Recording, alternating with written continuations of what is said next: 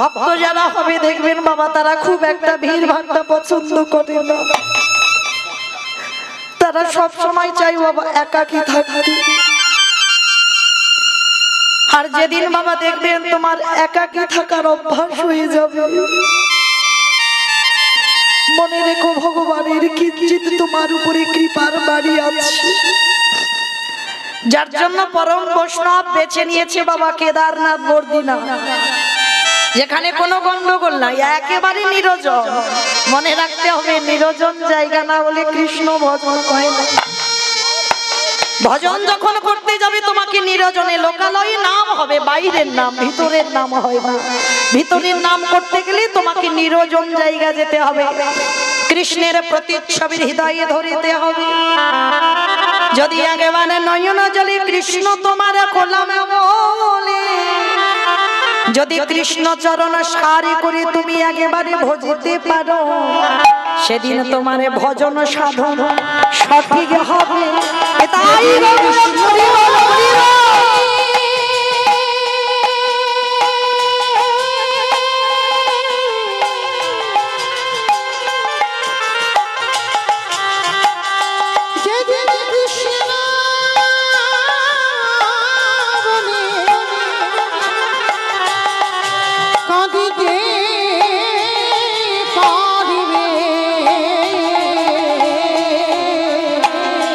ভজন সাধন সঠিক হবে। সবার শেষে দাঁড়িয়ে আছে শ্রীধর। সবাই তো বাবা তাড়াহুড়ো করে আমার প্রভুকে নিবেদন করবে, সবাই যেন ঠেলাঠেলি করছে, কিন্তু শ্রীধর একাধারে মোচাটা পুডলিতে করে নিয়ে বসে নয়ন জলে বুবু ভাষায় কাঁদছে। গৌর হরি হে, তোমাকে সবাই কত ভালো ভালো রাজভোগ নিবেদন করেছে, কিন্তু দয়াময়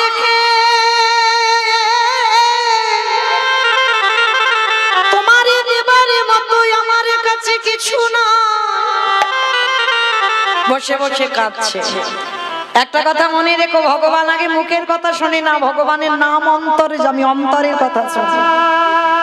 এই যে বড় বড় করে ঢাক পিটিয়ে বলতে হয় না প্রভু ছেলের যেন উচ্চ মাধ্যমিকের রেজাল্ট ভালো হয়, এগুলো বলতে লাগে না। কারণ ভগবান বললে তোরা মুখে বলবি কি, আমি তো ভক্তির অন্তরের ভিতরের কথা আগে জানি। তাহলে বাবা মুখে বলতে লাগে? বলতে লাগে না। তাহলে ভগবান অন্তর্যামী, ভগবান অন্তরের কথা বলছে। শ্রীধর কাঁদছে। আমার প্রভু কি করেছে? দাদা নিতাই চাঁদকে ডেকেছে, দাদা যাও। শেষে আমার একজন ভক্ত দাঁড়িয়ে দাঁড়িয়ে কাঁদছে। বাবা ইন্দ্রের ছিল সহস্র চোখ, গৌতম মুনির স্ত্রী অহল্যা সতীত্ব নাশ করেছিল, অভিশাপ দিল গৌতম মুনি সর্বাঙ্গে হবে ভোগ চিহ্ন। সেটা পরবর্তী দিনে হলো সহস্র চোখ, মানে ইন্দ্রের শরীরে সহস্র চোখ আছে, কিন্তু তার থেকে আমার ভগবানের শরীরে তো আরো চোখ বেশি, তাই না? সবার পিছনে এক ভক্ত আড়ালে বসে কাঁদছে। ভগবান অন্তর্যামী বুঝতে পেরেছে, নিতাই চাঁদকে ডাকছে, দাদা যাও, আমার ভক্ত একজন পিছনে বসে কাঁদছে, ওকে একবার আমার কাছে এনে দাও তো দেখি।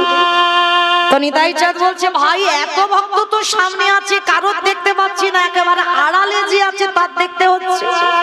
তাহলে দাদা যেটা বলছি তুমি সেটা করো। এইবার শ্রীধরের কাছে গেছে নিতাই চাঁদ। শ্রীধর, অশ্রীধর, যেই না শ্রীধর বলে ডেকেছে বাবা, ওই পুটলিটা লুকাচ্ছে। কেন গো? মানে সবাই যা যা খাবার দিয়েছে তার সামনে তো এটা একেবারে তুচ্ছ, দেবে কি করে? পুটলিটা লুকাচ্ছে। নিতাই চাঁদ বলছে, কি লুকাচ্ছ শ্রীধর? ওই দেখি তো একবার। না প্রভু, এতে কিছু নেই, আমি নবদ্বীপ থেকে হেঁটে এসে তো একটু পুটলিটা কাছে করে এনেছি, এতে কিছু নেই। আচ্ছা ঠিক আছে, আমাকে দেখাতে হবে না, নিমাই ডাকছে তোমায়, চলো। আমায় ডাকছে? আমায় ডেকেছি আমায় প্রভু? হ্যাঁ ডেকেছি, চলো। এইবার সবাইকে সরিয়ে দিল। পিছন থেকে শ্রীধর এসে একেবারে ষষ্ঠাঙ্গে দণ্ডবত প্রণাম। আর যেই না ধুলাই শুয়ে পড়েছে শ্রীধর, করুণার হাতটা শ্রীধরের মাথায় দিয়েছে। কি গো, পরশমণি পরশে যদি লোহা সোনা কয়, আর এই জগতে আমার গোবিন্দ যদি কাউকে পরশে করে, তার হৃদয়টা সোনায় পরিণত হইব। নিতাই গৌর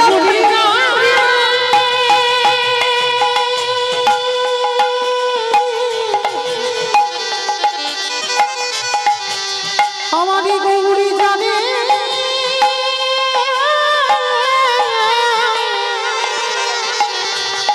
আমারই গৌরী জানে জানি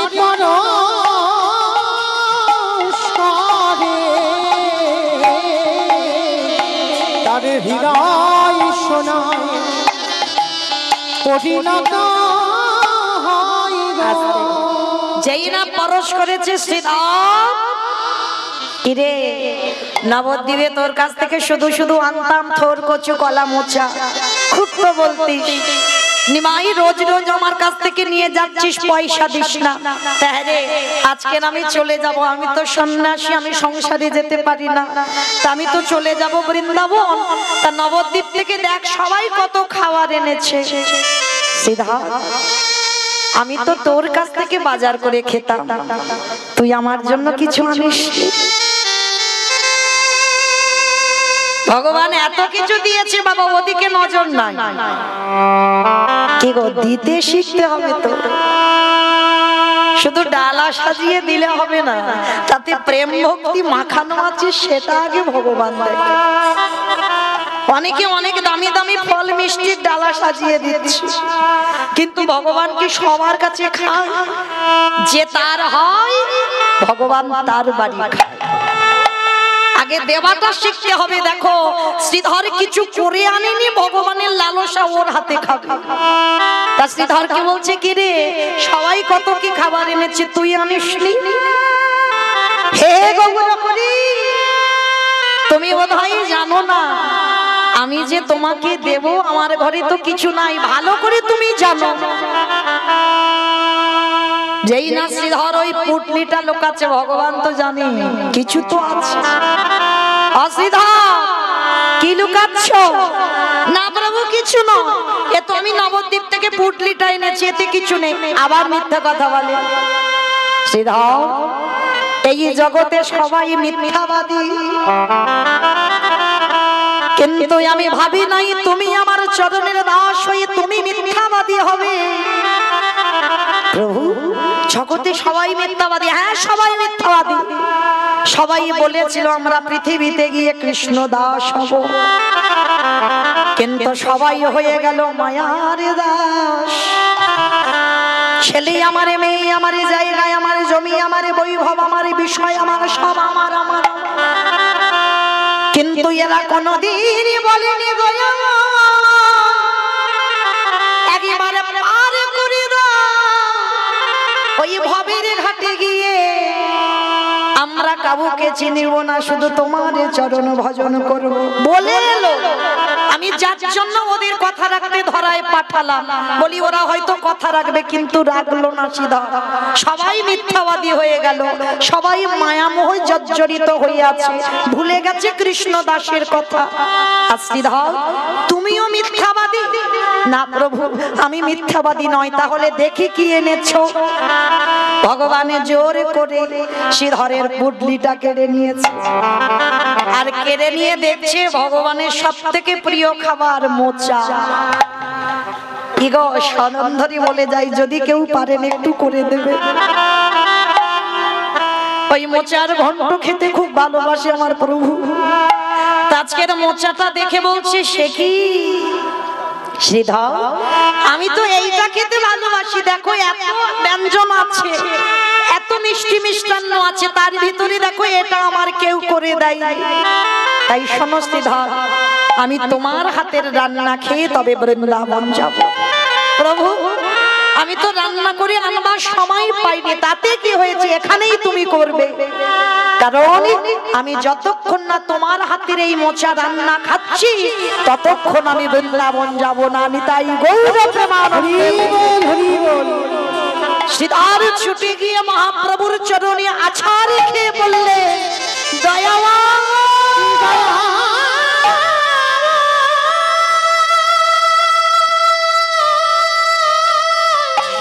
তোমার এত করুণা, ওগো করুণা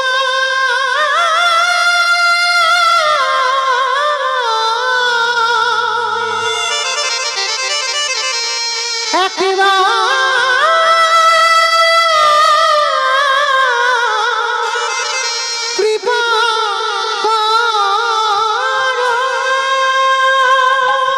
যেই না নয়ন জলে কাঁদছে, শ্রীধর বলল, প্রভু আমি কথা দিলাম আজই আমি রন্ধন করে দেব।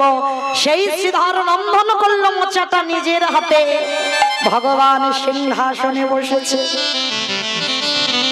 আরে শ্রীধর ওই মোচা রন্ধন করি দেখবেন মা, রন্ধন করে প্রভুকে দেবেন, তার স্বাদ আলাদা।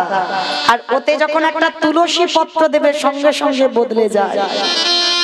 নিরামিষ রন্ধন করবে সেটা পাবেন আলাদা স্বাদ, আর ওতে যখন একটু তুলসী পত্র দিয়ে আমার প্রভুকে নিবেদন করবে সঙ্গে সঙ্গে একই রান্না দুটো পাশে পাশে রেখে সেবা করবেন, দুটো স্বাদ বদলে যায়। কেন? ভগবানকে যতদিন না কিছু দাও ওটা প্রসাদী হয় না, ওটা প্রসাদী হয়, আর ওটা যখন ভক্ত উচ্ছিষ্ট করে হয়ে যায় মহাপ্রসাদ।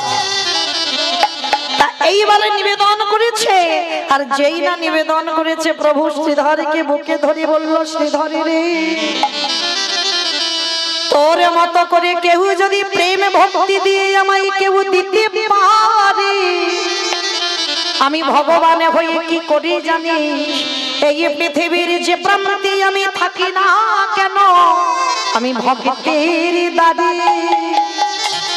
দাঁড়ে দয়াল ছোটে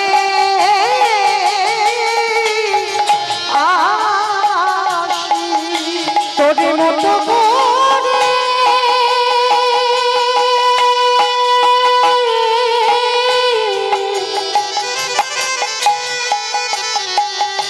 তোর মতো করে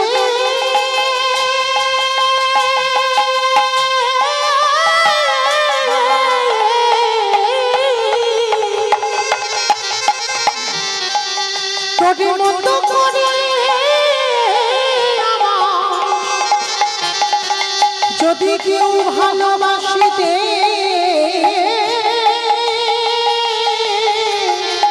পারে, সেই ভক্তের ডাকে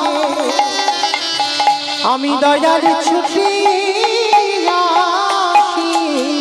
ভগবান করুণা সিন্ধু গো, তাকে যদি একবার কেউ একটু মন প্রাণ দিয়ে ভালোবাসে, ভগবান বললেন সারা জীবন আমি তার দরজায় বাঁধা হয়ে থাকি। আমি ভালোবাসার কাঙাল, আমি প্রেমের কাঙাল, শুধু ভালোবাসতে জানি না, তাই ভগবান আমাদের ডাকে সাড়া দেয় না। কারণ আমরাও যদি বাবা মাগুলো ভালো হই, তাহলে আমাদের ঘরেও প্রহ্লাদের জন্ম হবে, আমাদের ঘরেও ধ্রুবের জন্ম হবে। কারণ আমরা মাগুলো ভালো নয় বলে আমাদের সন্তানগুলো ঠিক ভালো হয় না। তবে এই যে আজকের দিন বাবা, দিনটা কি দিন জানো তো? কালকে তো দোল পূর্ণিমা আমরা জানি, আজকের পূর্ণিমা হয়তো লেগেছে, কিন্তু আজকে তিথিটা কি তিথি? চাঁচর, তাই তো? আজকে চাঁচর তো, জানি না আপনাদের এখানে হয় কিনা, তবে বাবা অনেক জায়গা হয়।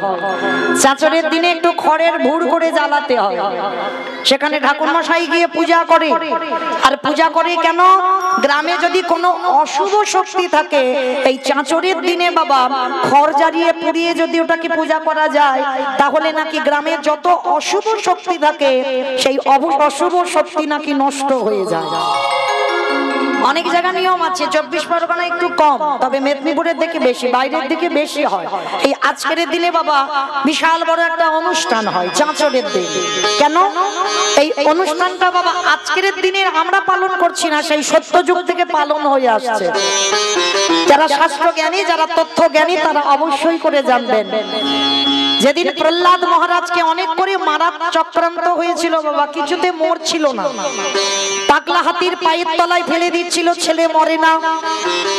পাহাড় থেকে ফেলে দিচ্ছিল, ছেলে মরে না।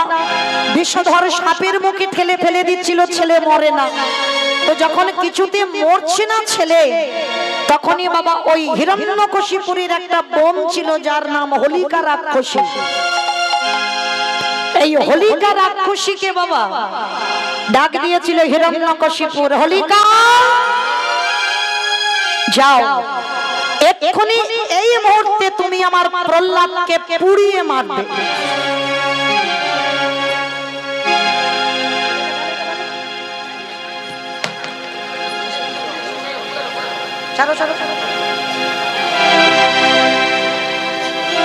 এই মুহূর্তে ওকে পুড়িয়ে মারবে। আর শোনো, যদি আমার প্রহ্লাদকে পুড়িয়ে মারতে না পারো, তাহলে আমি তোমাকে ওই আগুনে পুড়িয়ে মারবো। যতই হোক বা মায়ের মতো তো পিসিমা। ওই হোলিকা রাক্ষসী কেঁদে বলে উঠেছিল, না দাদা, আমি কোনো মতেই পারবো না আমার ওই ছোট্ট প্রহ্লাদকে আগুনে পুড়িয়ে মারতে। শোন হোলিকা, যদি তুই পুড়িয়ে না মারিস তো তাহলে আমি তোকে আগুনে পুড়িয়ে মারবো। হোলিকা রাক্ষসী দাঁড়িয়ে দাঁড়িয়ে কেঁদেছিল, দয়াময়, যতই হোক প্রহ্লাদ তো আমাকে পিসিমা বলে ডাকে, আর ও যদি আগুনে পুড়ে যায় আমি মা হয়ে সামনে কি করে দাঁড়িয়ে দর্শন করব। হোলিকা রাক্ষসী কাঁদছে দাঁড়িয়ে দাঁড়িয়ে।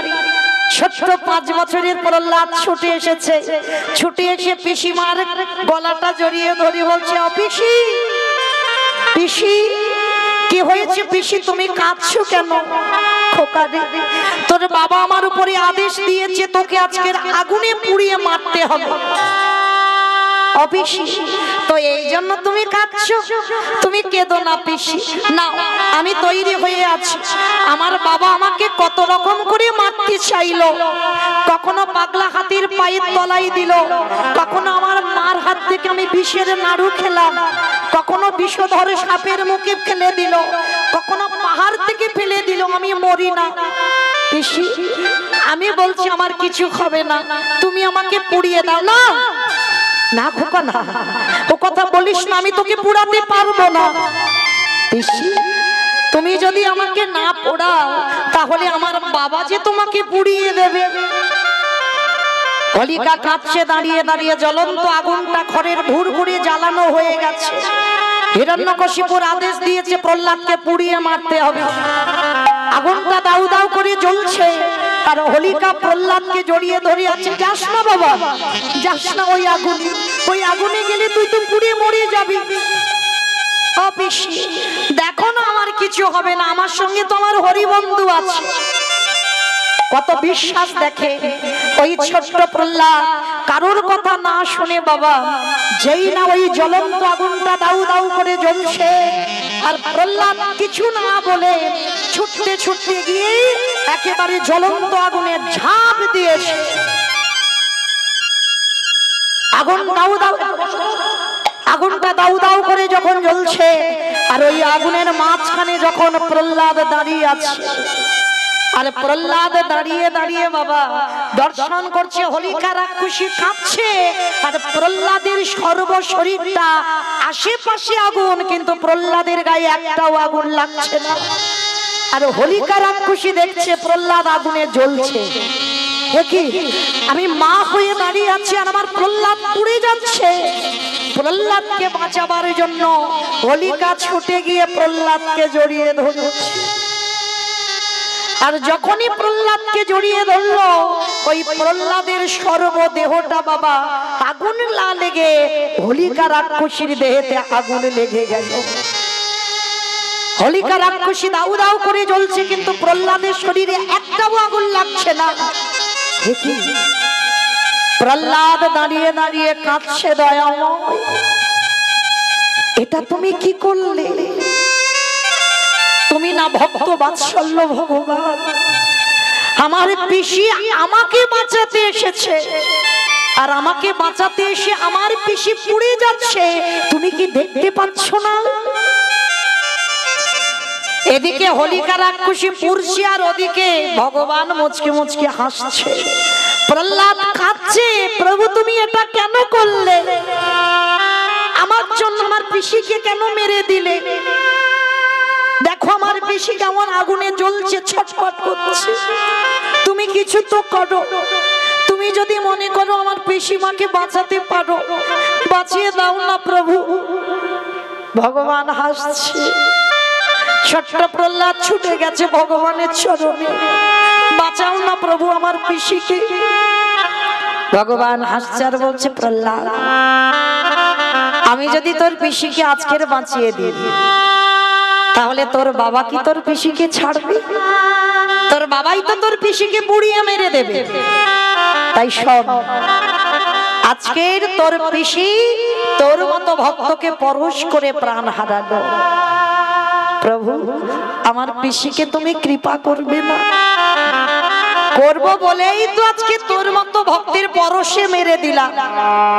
ভগবান বললেন, যারা যারা আমায় শত্রুতা করে তাদেরকে আমি কোনোদিন চরণ ছাড়া করি না, আর যারা যারা আমায় ভক্তি ভরে ডাকে তাদেরকে আমি আমার হৃদয়ে জায়গা দিই, আর যারা শত্রুতা করে ডাকে তাদের আমি চরণ ছাড়া জীবনে করি না।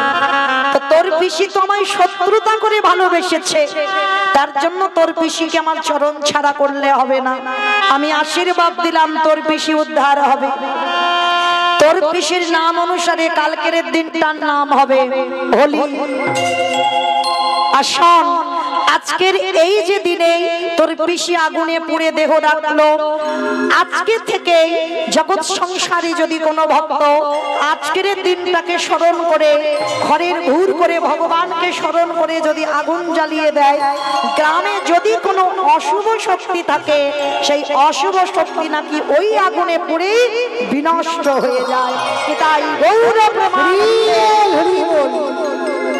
ওই জন্য আজকের এই চাঁচরের দিনে হোলিকা রাক্ষসী দেহ রেখেছিল, মারা গেল, আর হোলিকার নাম অনুসরণ করে কালকের আমরা ভক্তরা সবাই নামটাকে অনেকেই উচ্চারণ করব হোলি। আর এই ভক্তরা সাধুগুরু বৈষ্ণবরা যখন জিহ্বাতে হোলি নামটা উচ্চারণ করবে, তখনই বৈকুণ্ঠপতি নারায়ণ আশীর্বাদ দিয়েছিল, সাধুগুরু বৈষ্ণব যখন ওই নাম উচ্চারণ করবে তোর পিসিমা এই নরক যন্ত্রণা থেকে উদ্ধার পেয়ে যাবে। তাই গৌর প্রমাণ। তাহলে মায়েরা হেলায় হোক অবহেলায় হোক, যদি তারে ডাকার মতো ঠিক ঠিক ডাকতে পারো, যদি তোমার হৃদয়ে আকুলতা থাকে, ভগবানের পাওয়ার জন্য যদি তোমার আকুলতা থাকে, তাহলে অবশ্যই তোমার কৃপা হবেই হবে। আজ ডাকার মতো ডাকলে তাদের